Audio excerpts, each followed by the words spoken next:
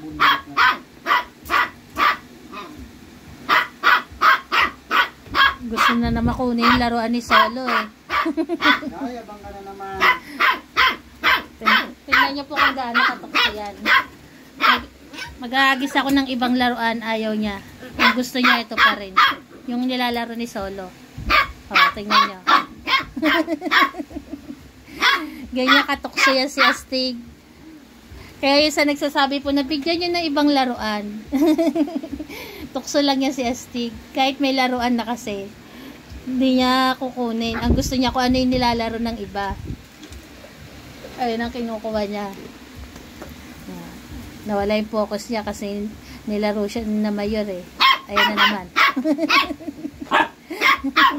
Pinapatulan ni Solo eh.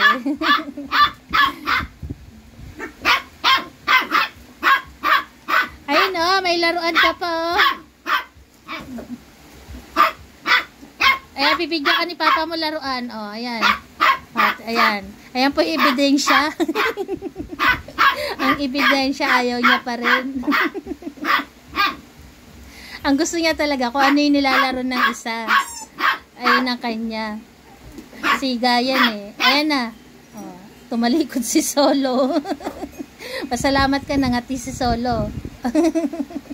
Wala nang paa yung manok oh. Putol na yung paa ng manok. Oh, ayan, tumalikod ka rin. Wala nang chicken feed. Nangati rin si Astig, nawala yung manok niya. Nabawi ni Solo. Ang tagal mangamot eh. Oh. Pakita niya, wala na kay Solo na naman yung manok. Teka, nag-video tayo.